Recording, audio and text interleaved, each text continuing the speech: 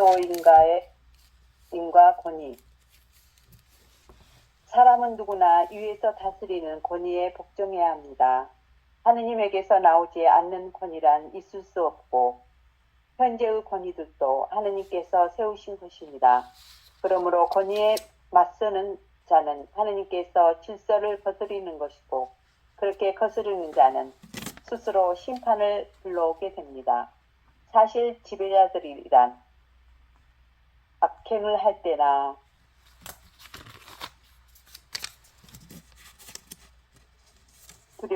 선행을 할 때에는 두렵지 않습니다. 그대는 권위를 두려워하지 않기를 바랍니까?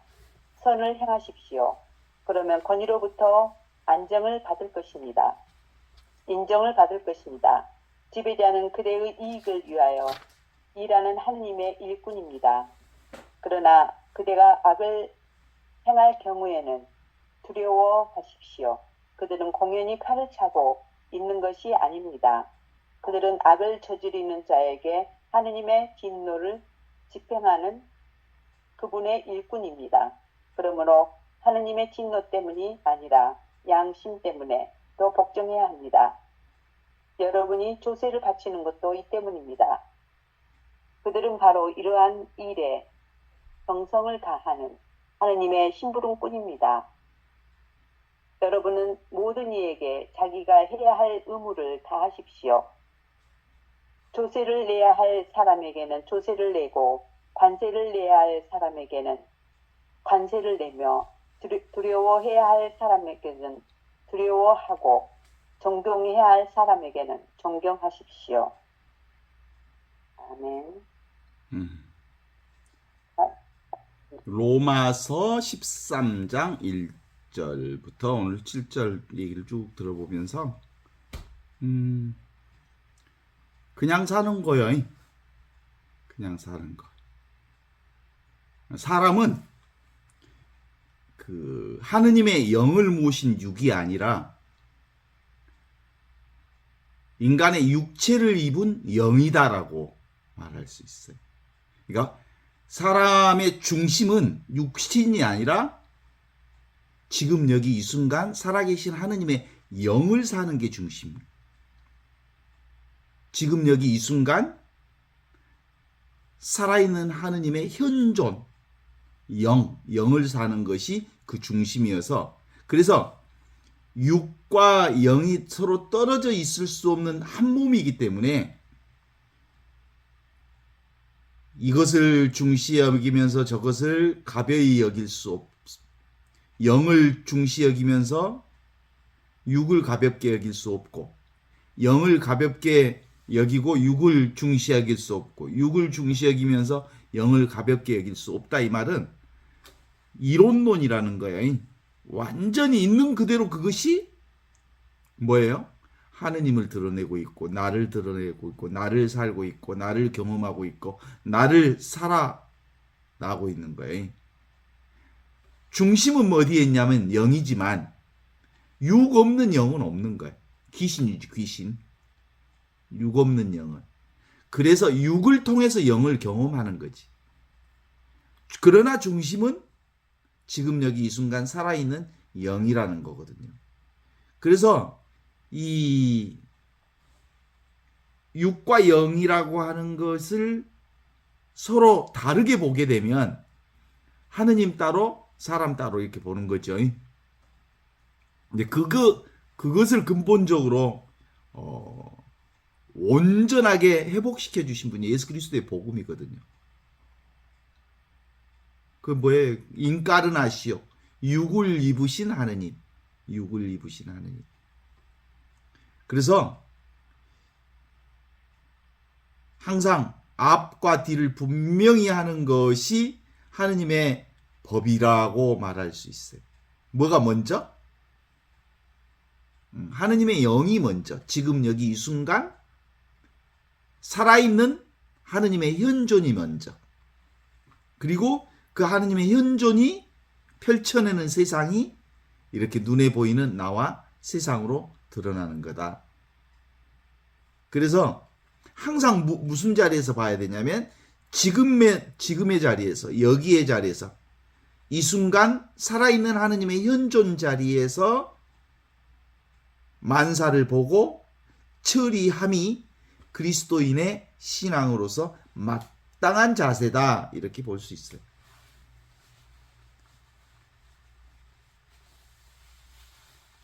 그 얘기는 지금 여기 이 순간 살아계신 하느님의 현존, 영이, 현존하시는 영이 육을 위해서 있는 게 아니라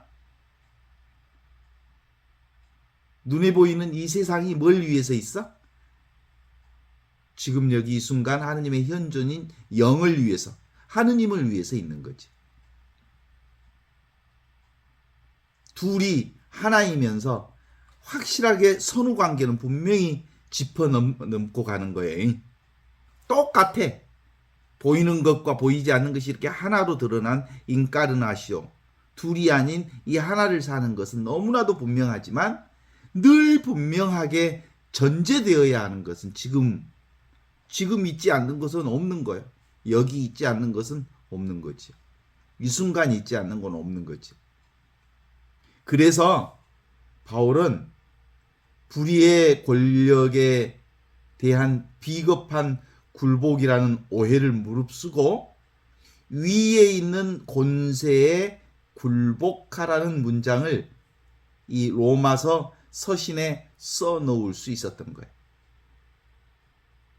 위에 있는 위에 있는 권위가 뭐냐면 지금 있고 여기 있고 이 순간 살아계신 하느님의 현존의 권위, 이 순간의 권위, 여기에 우리가, 그러니까 이제 요것을 말씀 그대로 읽으면, 당대로 보면 어떤 거예요? 이게 이제 분명해지면 이제 그 바울 사도가 했던 얘기가 이제 분명해지죠.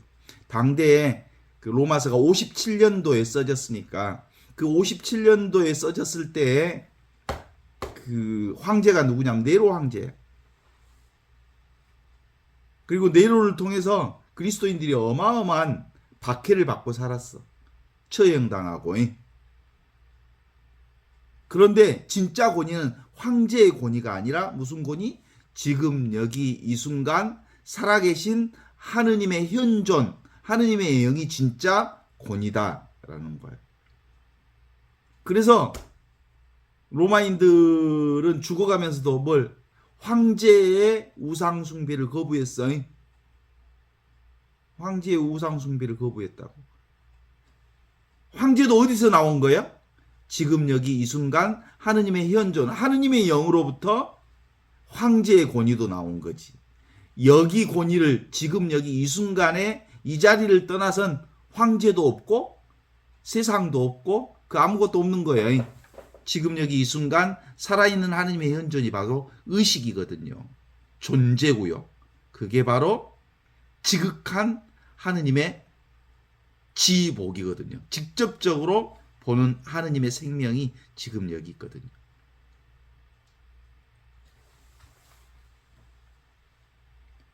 그러니까 바울에게 중요한 것은 사람이 얼마나 장수를 누리며 오래 사느냐도 아니고 사람이 얼마나 권력을 누리고 사느냐도 아니고 실제로 지금 여기라고 하는 이 살아계신 하느님의 권위에 온전히 복종할 줄 아느냐, 이게 이제 핵심인 거죠.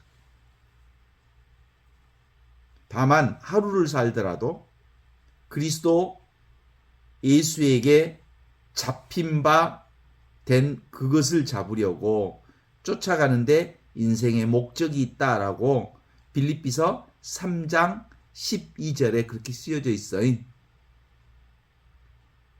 그리스도 예수가 어디까지? 지금 있고 여기 있고 이 순간에 살아계신 그리스도 예수, 지금 이 순간에 온전히 잡힌 바 되는 것, 그것이 영원한 생명을 사는 거예요. 그게 바울 사도의 최고의 핵심입니다. 우리가 오늘 하루를 산다면 오늘 하루가 참된 그리스도인으로 태어나서 자랄 수 있는 기회를 될 수 있어요. 지금 오늘 이 순간밖에 없으니까.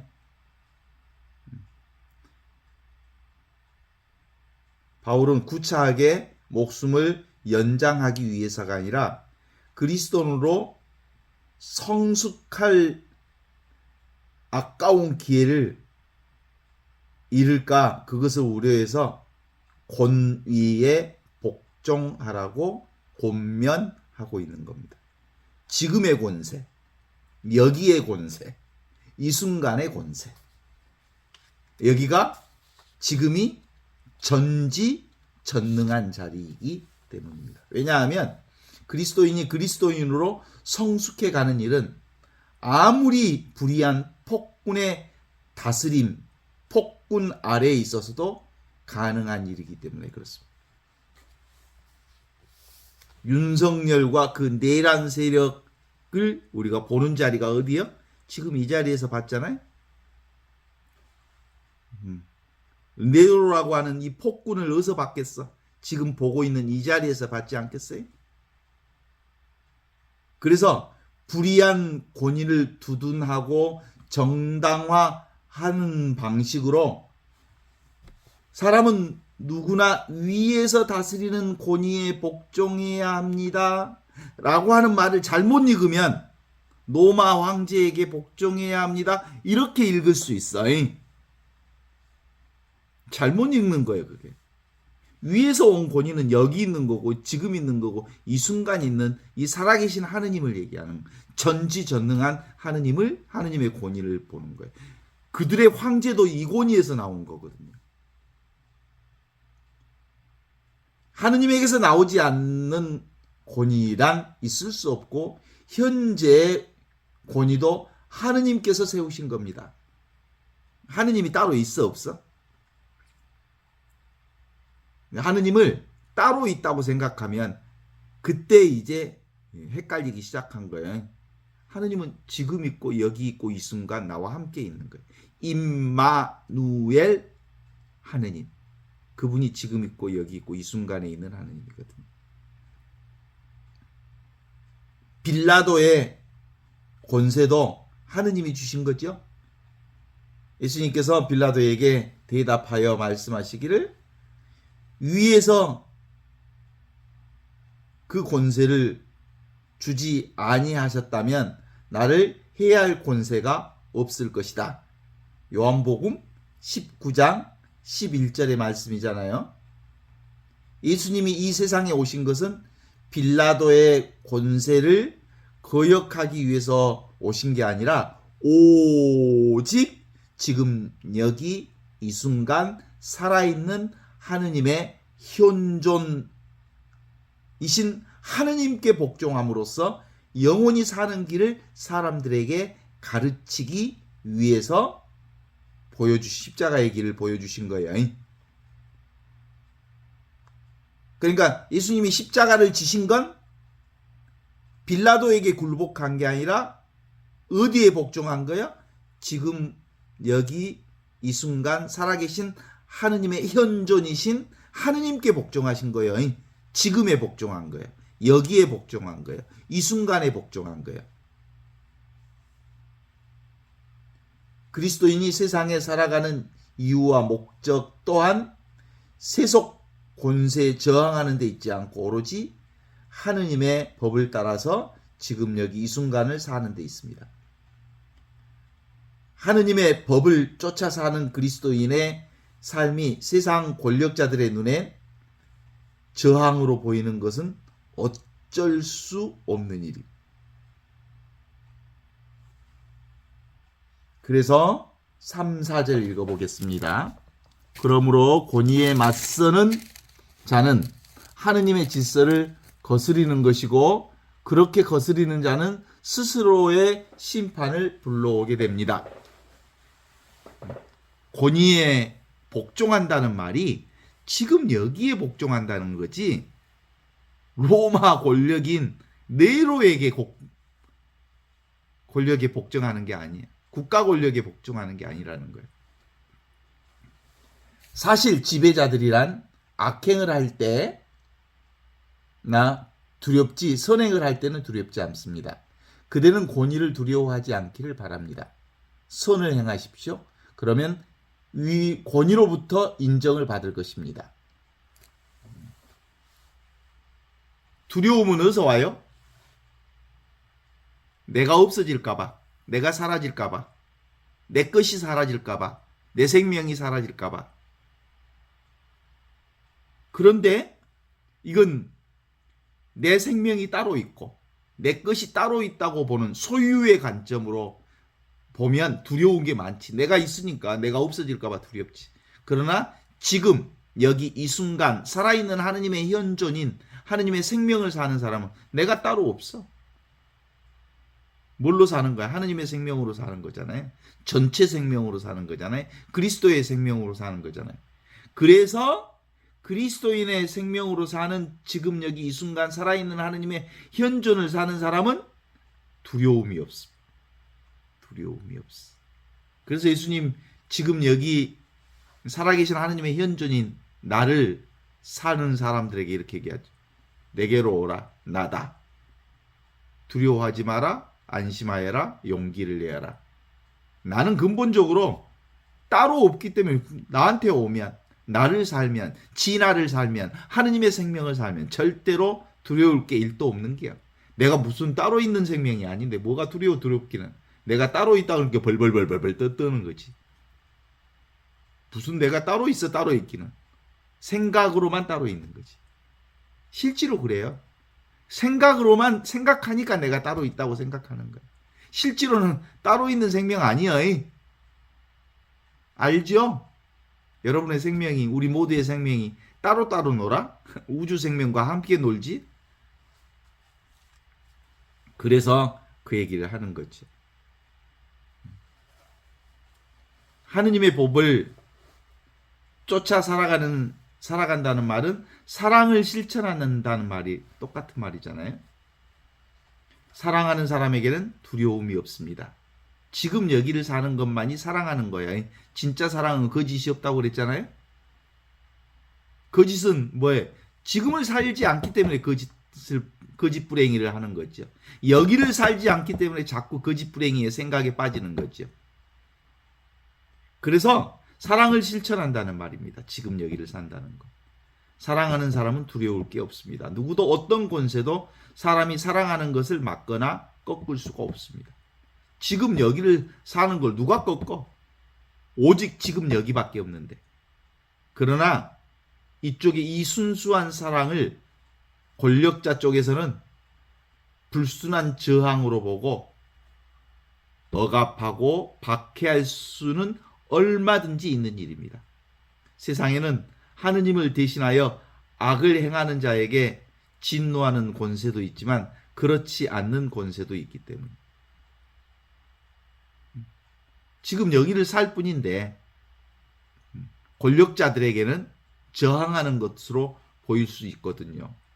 정직하게 나를 사는데 그러면 이제 박해에 들어오게 되는 거죠.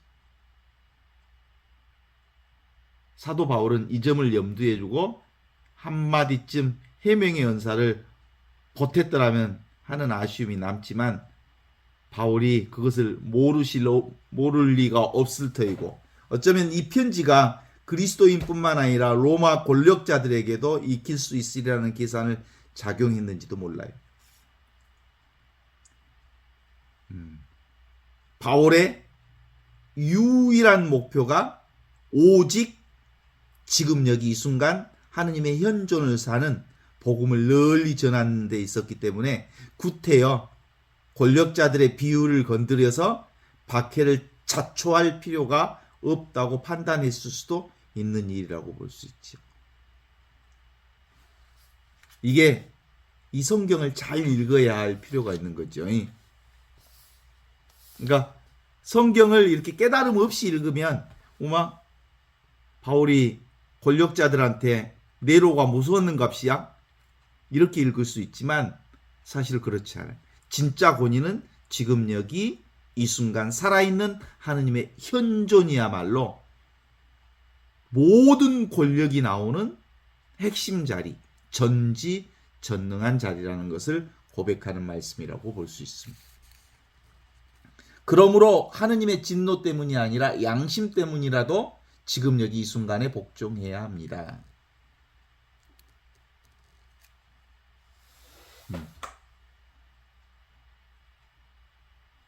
지금 여기 이 순간을 사는 게 이 자리가 양심 자리요. 그렇죠?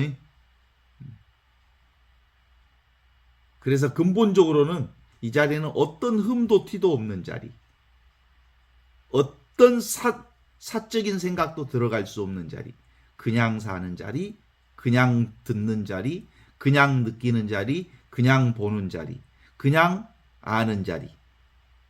우리 가만히 있으면 그냥 보고 듣고 느끼고 알게 되잖아요. 이게 바로 본성 의식으로 사는 거예요. 이게 천지창조 이전부터 있었던 말씀인 로고스로 사는 거거든요.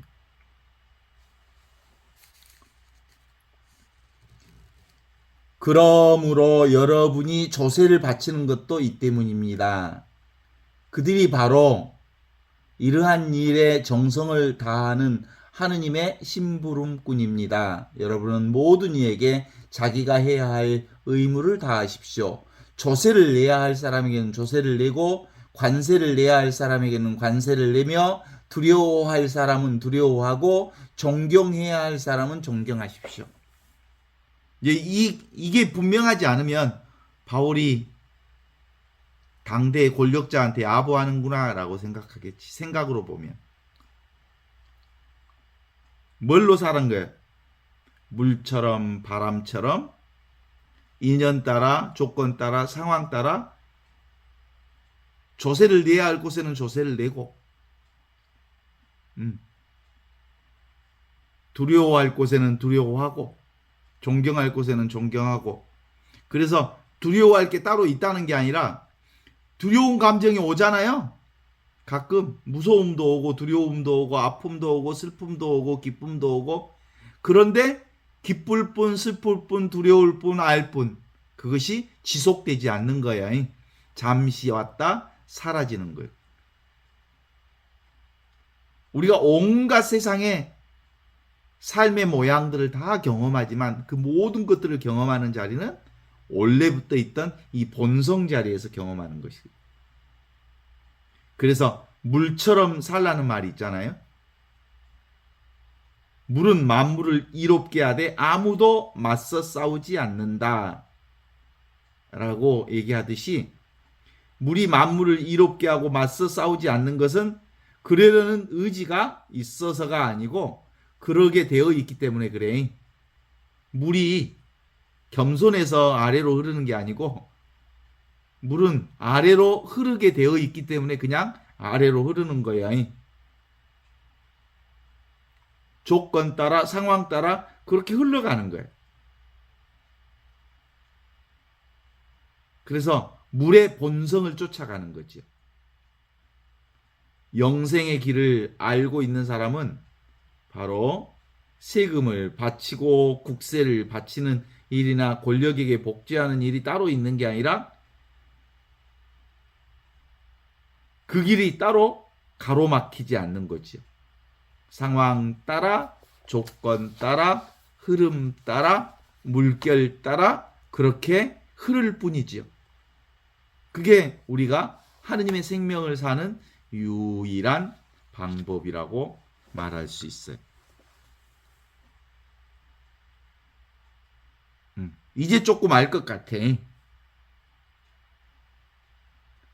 내가 16살 때부터 신앙생활을 했으니까 지금 신앙생활을 했으면 한 50년 신앙생활을 했잖아요. 신앙생활을 그렇게 50년 가까이 했는데도 이제서야 조금 알 것 같아. 지금 여기 이 순간 살아계신 하느님이 지금 있다는 걸 알 것 같아. 이제 조금. 이제 분명해진 거라고 말할 수 있죠. 어디서 따로 하느님을 찾을 이유가 없는 거죠. 신앙생활을 오래 해도 하느님을 자각하지 못하는 것은 지금 이렇게 살아계신 하느님을 자각하지 못하는 것은 하느님이 따로 있다고 생각하는 하느님을 대상으로 구하는 것이 아직도 우리 생각 속에 하느님 따로 있다는 생각이 있어서 그래. 하느님이 따로 있지 않고 지금 나와 온전히 하나로 임마누엘 하느님으로 온전한 하나로 나와 함께 있다는 걸 알게 되면 이제 더 이상 하느님은 대상이 아니여. 경계가 아니여. 하느님은 따로 있지 않아. 온 천하가 이렇게 하느님으로 계셔. 그 하느님과 온전히 하나인 내가 지금 여기 임마누엘 하느님으로 이 순간 하느님의 현존으로 살고 있는 거죠. 그래서 임마누엘 하느님을 사는 신앙인은 뭐예요? 삶을 그냥 살 뿐이에요. 그것이 신앙이에요. 삶 자체가 하느님과 온전히 하나로 붙어 있기 때문에 그래. 그래서 누가복음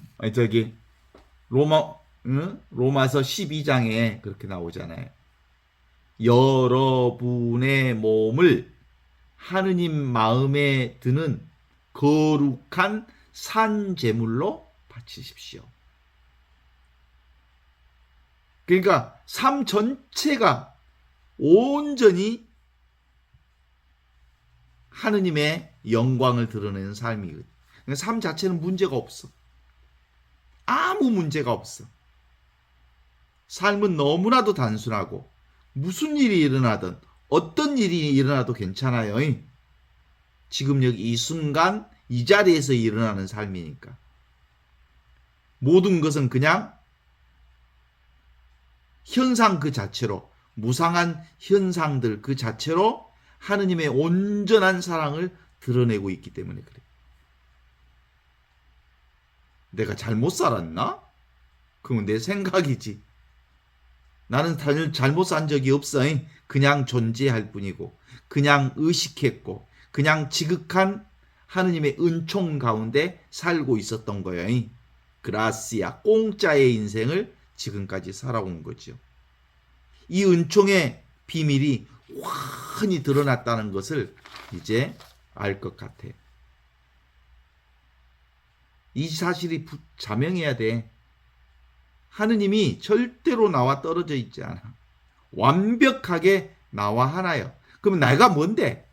진짜 나는 이 육신, 이 생각이 아니고 지금 여기 이 순간 살아계신 하느님의 현재 존재하는 이 직접적으로 보고 듣고 느끼고 아는 이것이 하느님이라는 것을 알면 이제 관점의 변화가 생기는 거거든요. 느껴지는 대상이 아니라 느끼고 있는 지금 여기 이 의식, 이 존재, 이 지복이 환하게 빛나고 있잖아요. 나의 의식이 이렇게 빛나고 있으니까 세상을 전부 경험할 수 있잖아요. 이게 그리스도의 빛으로 살고 있는 거예요, 우리가. 그런데 느껴지는 대상, 경계, 현상을 붙잡으면 그것에 묶여버려.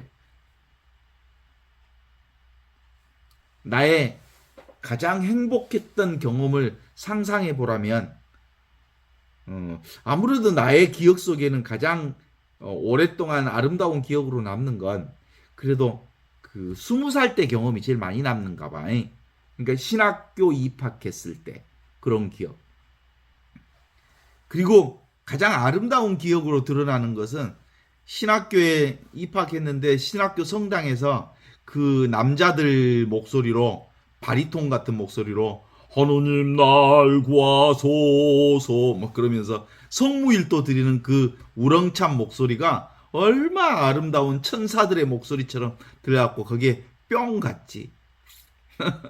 그런 아름다운 기억이 있어요. 어디서 드러나는 기억이야? 지금 여기서 드러나는 기억이에요. 그죠? 지금 생각하니까 눈에 환히 드러나. 그리고 생생하게 들려오는 것 같아. 그리고 사제서품 했을 때 지금도 쌍촌동 신학교가 한눈에 이렇게 싹 드러나. 어디서 드러나냐면 지금 여기서 드러나는 거. 신학교를 이렇게 그림으로 그려보면 신학교 운동장, 쌍촌동 운동장이 눈에 흔히 들어오거든요. 그 다음에 또 신학생들끼리 묵주 들고 2명, 3명 서로 산책하면서 로사리오 기도를 바칠 때. 그리고 지금도 기억나는 건 신학교를 이렇게 걷다 보면 신학교는 왠지 추워 머시매들끼리만 삼게 그런가. 그런데 그 민가들의 불빛이 이렇게 보여 종종 산책하다 보면. 그러면 그 일반인들이 살고 있는 민가에는 저녁 해질녘에 이렇게 불빛이 착 올라오잖아요. 그러면 저 집에는 따뜻한 온기가 따뜻한 그 아름다운 얘기가 많이 있을 것 같고, 신학교는 왠지 머시매들끼리 사니까 추워 왠지 그런 느낌들이 있었던 느낌이 있어요. 그러면 지금 내가 이렇게 드리고 있는 이 이미지의 상은 사실상 내 생각이 펼쳐내는 상에 불과해. 사실이 아니여. 그냥 이미지라고, 이미지. 내가 지금 창조한 이미지라고. 그래서 그 이미지가 그려진 자리는 늘 있는 자리잖아요, 우리가. 늘 있는 자리. 그 늘 있는 자리에서 세상이 펼쳐져. 모든 사람들이 다 경험하는 사실이 있죠. 모든 사람들이 다 걸려있는 사실이 이게. 이 자리에서 생각과 느낌이 이 자리에서 온통 드러났다 사라지는 걸 경험합니다. 우리가 생각에 사로잡히면, 모양에 사로잡히면, 그리고 눈에 보이는 것에 사로잡히면 그걸 뭐라고 하냐면 어둠에 사로잡혔다고. 그런데 지금 여기 이 순간 살아있는 하느님의 현존에 살고 있으면 그게 바로 그리스도의 빛 가운데 있다고 그래. 그런 것처럼 실제로 오늘 로마서에서도 그렇게 얘기를 하는 거예요. 공연히 생각에 빠지면 우리는 어둠 속에 빠져 있는 거고, 지금 여기 이 순간을 살면 밝은 빛 속에 있는 거지. 그래서 지금 여기 이 순간을 뭐라고 그래? 여기는 개방되어 있는 곳이. 완전히 공적 영지한, 진공묘유한, 열린 상태의 상황이 이 자리를 얘기하는. 그러니까 우리가 늘 생각 탁 치고 들어오면 어디에 들어간 거야? 내가 갇히는 거야, 생각에. 그래서 생각만 탁 내려오면 우리는 온전히 열린 하느님의 영원한 생명 자리를 살고 있는 거죠. 그럼에도 불구하고 세상은 늘 이렇게 지금 여기 이 순간 살아있는 하느님의 현존 가운데서 펼쳐지는 세상을 경험하고 있는데, 펼쳐지는 세상 모두는 다 이항 대립의 방식으로 드러나고 있거든요. 낮과 밤, 남자와 여자, 성과 악, 위와 아래, 그렇게 드러나는 거예요. 그건 인간이 그렇게 볼 뿐이지 실제로는 낮과 밤이 있어 없어? 인간이 낮이 있고 밤이 있다고 그러는 거지 실제로는 하나잖아.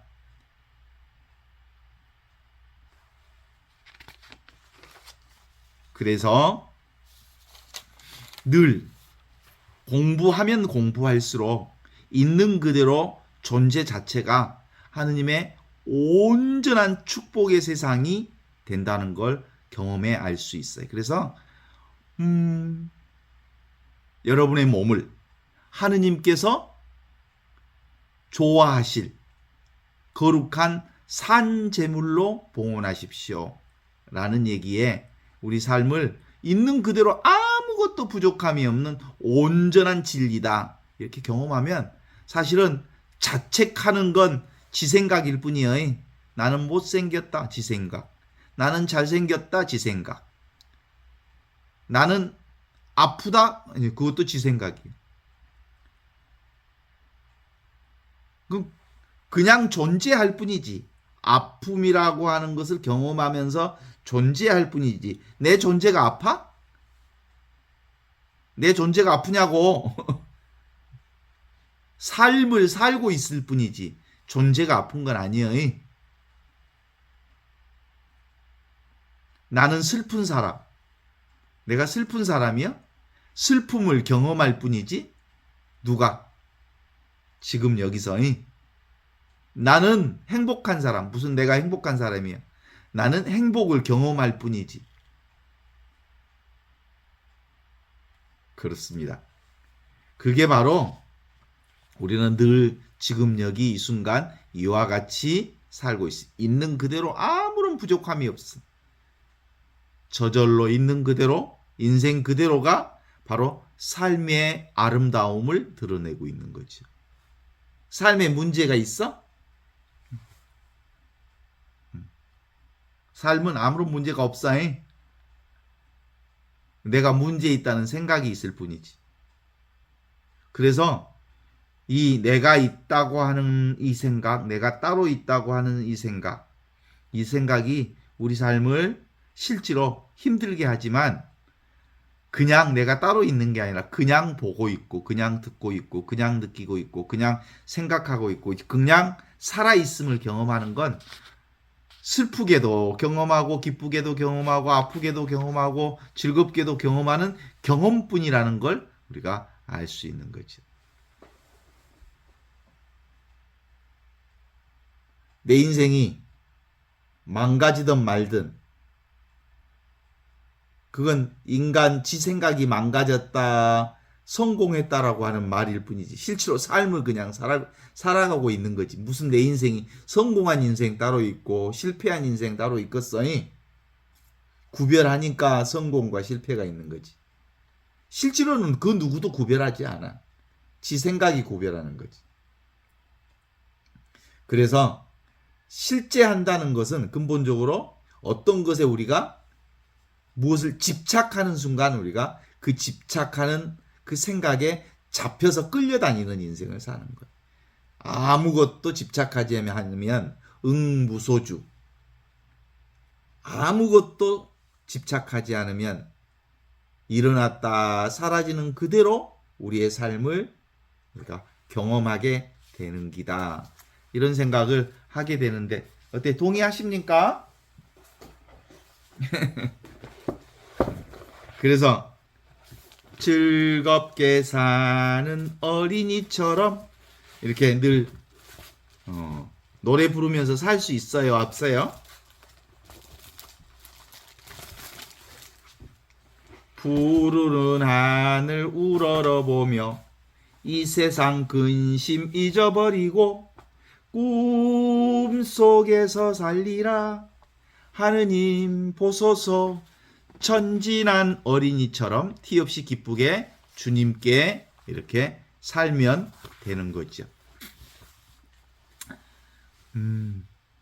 그래서 삶 자체가 진리라고 하는 거 이제 알아서 어떤 경험을 해도 괜찮아요. 나는 잘 살고 못 살고 하는 건 인간의 생각이 잘 살고 못 살고지 실제로 어떤 것도 잘 살고 못 사는 게 없이 온전히 지금 이 순간 우리는 하느님의 최상선을 가장 완성된 삶을 경험하고 있다. 이렇게 보면 되죠. 믿습니까? 그러면 네 믿어요. 그래야지.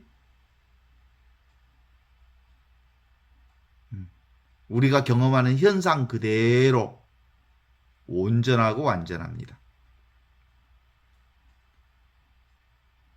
그걸 경험하려면 판단 중지, 생각 중지할 때 지각의 현상으로서 감각의 지각이 진실을 얘기하고 있습니다. 이게 바로 감각의 지각이 만물의 근원이라는 걸 알게 되죠. 하느님은 바로 이 자각하고 지각하고 인식하고 아는 분, 이게 하느님이라는 거야. 이게 근원이라고 하는 거야. 이게 바로 본래 생명이라고 하는 거예요. 그래서 진리는 삶 자체라고 얘기할 수 있거든요.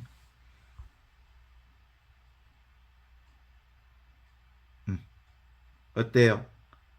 종종 살다 보면 부모 자식들이 있는 사람들은 아들 문제, 뭐 딸 문제, 인간관계 문제, 온갖 문제를 다 가지고 있지만 그 문제가 아니에요. 사실은. 그 문제는 문제 없는 자리에서 문제를 보고 있으니까 실제로 문제 있는 채 문제가 없는 거지.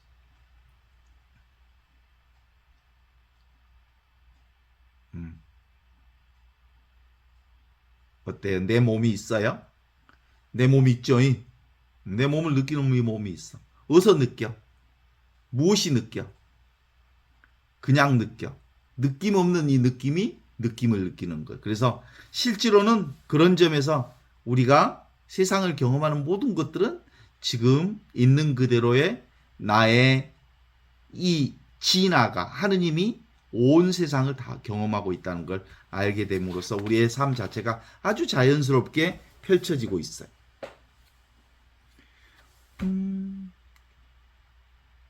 왜 내가 이 세상을 살면서 더듬거리게 되냐면 생각 때문에 더듬거려. 생각이 많아서 더듬거리지 더듬거릴 이유가 하나도 없는데도 불구하고 우리가 자꾸 더듬거려. 인생은 생각을 낭비하고 살고 있는데 왜 우리 인생 생각으로 낭비할 필요가 뭐가 있어요? 이렇게 소중하고 귀한 인생을. 우리에게 가장 큰 죄가 있다면 무슨 죄요? 인생을 낭비한 죄. 생각으로서 자꾸 원래부터 이렇게 부족함 없는 인생을 온전히 경험하지 못하면서 생각으로 자꾸 인생을 낭비하고 살았던 것을 안다면 이제 생각 내려놓고 있는 그대로 느낌을 충분히 느껴보면 되는 거예요.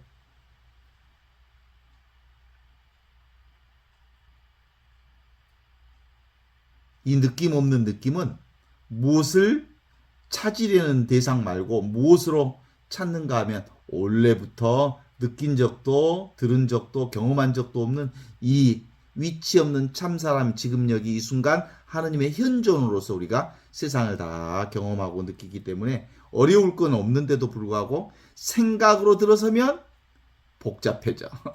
복잡하면 잡으면 잡혀. 이미 타고 있는 하느님의 이 현존 가운데. 그래서 가장 큰 흐름 중에 하나는 우리가 우주보다 더 큰 기차를 타고 있다고 생각해봐. 기차가 우리 삶을 그냥 실어가 주고 있는 거야. 거기서 무슨 일을 하든 우리는 어디에 있어? 우주보다 큰 기차 속에 있는 거야. 거기에 무슨 일이 일어나도 괜찮아. 그래서 기본적으로 이거 정신과 물질이라고 하는 것으로 설명한다면 이 정신 의식을 통해서 세상을 보는데 이 봄이 보여지는 세상과 둘이 아니잖아요. 그러니까 정신과 물질은 실제로는 둘처럼 보이지만 둘이 아닌 하나를 드러내고 있는 거거든요. 그래서 기본적으로 우리는 정신과 물질을 따로 놀고 있다고 보는데 실제로는 물질이 정신이고 정신이 물질인 거죠. 공이 색이고 색이 공인 거죠. 근원이 변화하지 않는 이 자리에서 온갖 변화하는 것들을 다 경험하기 때문에 진리가 진리를 드러내고 있는 이 모습을 통해서 우리는 이제 생각만 삐죽거리지 않으면 있는 그대로 진리 그 자체를 살고 있는 거지. 그래서 근본적으로 우리의 공부는 이 한 생각을 탐구하는 거예요. 분별 의식의 근원이 본성 의식이다. 온갖 생각이 다 지금 여기 이 자리 살아있는 하느님의 현존 자리에서 나오는 거다. 나는 요즘에 애로워. 나는 요즘에 슬퍼. 그러면 그게 어디서 하는 소리요? 지금 여기서 슬프다는 얘기가 나올 뿐 나는 지금 애로웁다라고 하는 말은 그런 건 없어. 그냥 잠시 애롭다는 감각이 왔다 사라지는 것이 내가 애로운 게 아니라는 거지. 이제 그래서 이제 여기서 속지 않게 되니까 애로운 것을 느끼면서 애로울 뿐이고 기쁨을 느끼면서 기쁠 뿐이지 내가 기쁜 사람이 아니라는 것을 아는 거죠.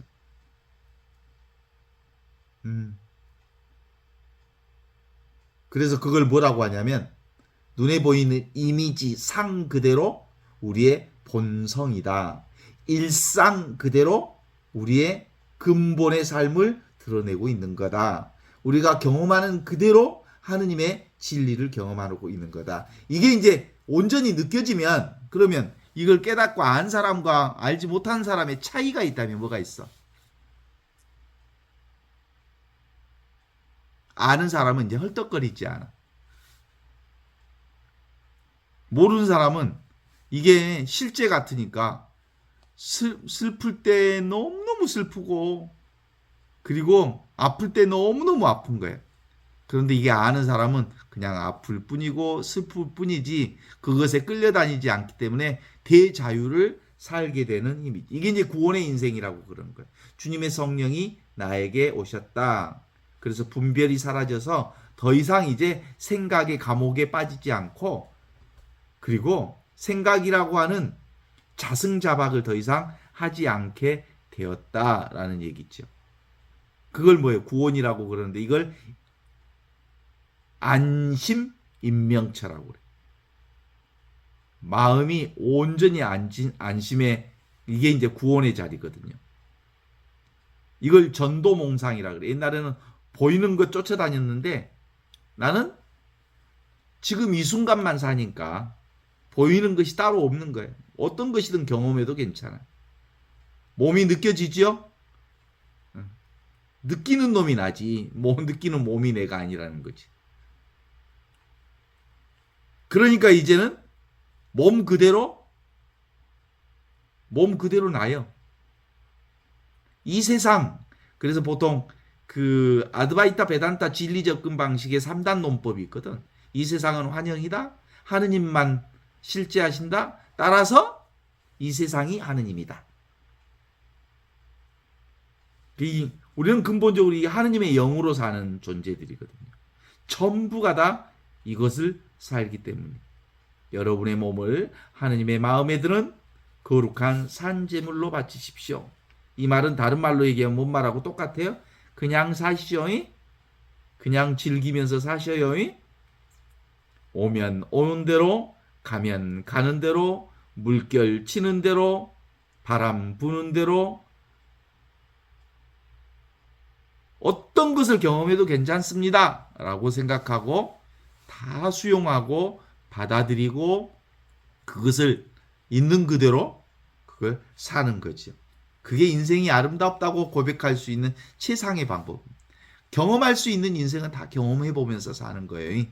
인생은 아름답다는 게, 삶 그대로 아름다운 인생이라는 게 그래서 얘기하는 거예요. 거기서 왜 그럴까 하는 생각이 들면 인생이 낭비하는 거예요. 왜 그럴까 내 인생은? 뭘 네 인생만 그래? 누구나 다 경험하는 인생일 수 있는 거지. 그래서 경험할 수 있는 건 다 경험하라 이런 거지.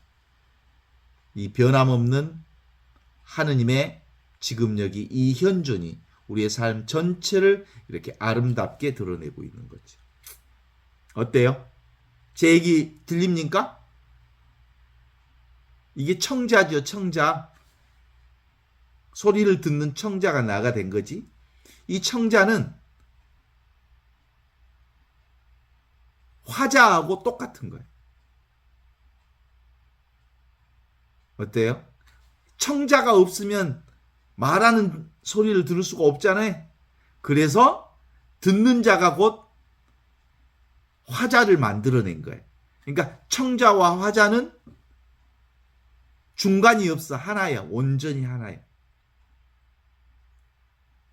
거리가 없다고 그러는 거죠. 그래서 이것뿐이라고 그럽니다. 이대로 그대로 우리는 진실을 사는 거죠. 우리가 죽을 때 죽음을 경험할 수 있을까? 죽음이라고 하는 건 생각으로만 경험할 수 있는 거지 실제로 죽음은 경험할 수가 없어. 그러니까 죽음 걱정 안 해도 돼. 아예 도무지 죽음을 경험할 수가 없는데 어떻게 죽음을 경험해? 우리가 잠잘 때 잠을 경험해? 나도 모르게 꼼빡 잠을 잡을지. 남 잠을 자야 되겠다 해서 잠드는 것을 알아? 내가 가끔 이제 전신 마취를 잘할 그 여러 번 하니까 그때마다 느끼는 게 그 간호사가 그렇게 얘기하거든. 코에다가 뭐 하나 딱 붙여주고 자 이제 하나 둘 셋 하면 잠이 듭니다. 하나 둘 소리는 들은 것 같은데 그 다음에는 기억이 없어. 그죠? 그거예요 그거. 어떻게 잠잔지 몰라. 언제 의식이 사라졌는지 모르게 의식이 사라지는 것처럼 죽음도 그렇게 사라지는 거예요. 그러니까 죽을 일은 걱정할 일이 없어. 왜냐하면 살만 경험할 수 있기 때문에 그래요. 생만, 영원한 생명만 경험할 수 있기 때문에 그런 거예요. 어떻습니까? 이게 지고의 헌신입니다. 그래서 우리 인생을 다른 말로 얘기하면 뭐라고 그래? 암, knowing, 암 그 자체가 인생이에요. 주관적 지식으로서 아는 것. 그잖아요. 그래서 그노시스. 옛날에 이제 이걸 이제 영지주의, 그노시스파라고 한 게 이런 얘기하면 그노시스라 그랬어요. 영지주의라 그랬어. 근데 실제로는 그것도 인간의 생각이요. 실제로 이게 하느님이거든. 그래서 이성과 감성도 사실은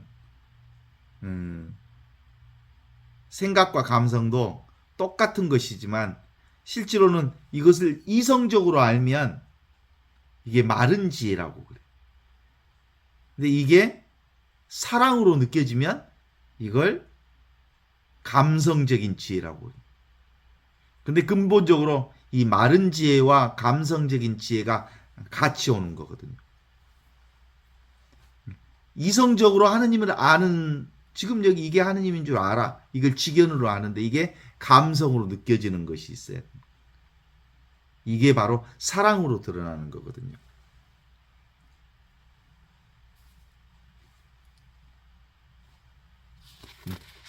사랑은 지금 여기 이렇게 우리가 경험하는 것들입니다. 그래서 심생, 종종법생이라 그래가지고 마음이 이렇게 드러나는 것, 이게 바로 하느님이 드러나는 것. 마음이 있는 곳에 보물이 있어. 우리가 요즘에 연금술사를 읽어가는데 연금술사에 계속 그 얘기 하거든요. 이게 마음이거든요. 마음이 있는 곳에 보물이 있다. 근데 이 마음이 지 마음이 보물이라는 걸 모르고 자꾸 밖에 쫓아다니는 과정을 겪는데 실제로는 나중에는 내 마음이 보물이구나, 내 마음 안에 보물이 있구나라는 걸 알아차리는 게 연금술사의 그 내용 전체를 간파하고 있거든요. 보통 이제 윗바사나 수행이라고 하는 걸 불교에서는 하는데 윗바사나라고 하는 게 위라고 하는 게 구별하다, 분별하다라는 뜻이거든요. 바사나는 이게 본다라는 뜻이거든요. 분별해서 본다, 구별해서 본다. 이게 윗바사나 수행. 뭘 보냐면 내 육신을 봐. 누가? 보는 놈이 내 육신을 봐. 심수심법. 그 마음을 이것이 봐. 몸을 봐. 마음을 봐. 그리고 의지를 봐. 보는 요것이 진짜 나다라고 하는 것을 직접 경험. 근데 이게 수행을 통해서 그 불교에서는 얘기하는데 그 수행한다고 해서 그게 되는 게 아니에요. 그냥 우리는 이렇게 보고 듣고 느끼고 알고 있어. 뭔만 하지 않으면 생각만 내려놓고 기본적으로 우리의 내부 전체가 다 이 하나로 살고 있기 때문에 그래. 어떤 것도 우리는 따로 존재하지 않습니다. 그래서 위치가 없다고 그래요. 위치 없는 참 사람이 진짜 나라고 그래. 무엇이 그러니까 이 아무것도 없다고 그러면 에고가 막 두려워하잖아요. 그러니까 어디에 달라붙으려고 그러잖아요. 숙주에. 그래서 보통 이 에고가 이 몸뚱아리가 나다 하고 몸뚱아리를 아도친 거예요. 자꾸 이게 나라고 고집하지. 생각이 나라고 고집하지. 그리고 어떤 것을 자기와 동일시하지. 그 에고가 끊임없이 동일시하는 과정 속에서 권력에 동일시하고 힘에 동일시하고 어떤 재산에 동일시하고 물질에 동일시하고 그래서 에고가 뭘 잡아? 가오를 잡고 사는 거지. 지가 따로 없으니까 자꾸 가오를 치려고 하는 거지. 근데 본질은 에고라는 건 없는 거야. 생각으로서 가오 잡기를 하는 거지. 끝까지 폼 잡고 사는 인생들이 바로 에고로 사는 인생이에요. 소갈머리가 하나도 없거든 원래. 에고라고 하는 거. 원래 존재하지 않거든. 그런데 존재하는 것처럼 보이기 위해서 끊임없이 자기 동일시하는 어떤 것들이 필요한데 그것이 물질이요, 권력이요, 명예요. 그리고 그것이 끊임없이 이름을 얻으려고 명예를 얻으려고 애를 쓰잖아요. 인정받으려고 애를 쓰고. 그런 거 없어 사실은. 지 생각이 만들어낸 거예요. 진실은 지금 여기 이 순간 이렇게 살아있는 이거. 그래서 무유정법의 틀. 이게 분명 아무 틀이 없는 틀이에요. 그래서 격외구라고 합니다. 진리는 어떤 격이 없습니다. 진리는 어떤 틀이 없습니다. 진리는 어떤 소리가 없습니다. 진리는 어떤 규정이 없습니다. 진리는 그 무엇도 아닙니다. 그렇기 때문에 모든 것을 포함하고 모든 것을 드러낼 수 있습니다. 이게 지금 여기 이 순간 하느님의 현존으로서의 나를 사는 일이죠. 그게 오늘 로마서를 통해서 진짜 권위는 어디에? 지금 여기 이 순간 하느님의 현존의 권위.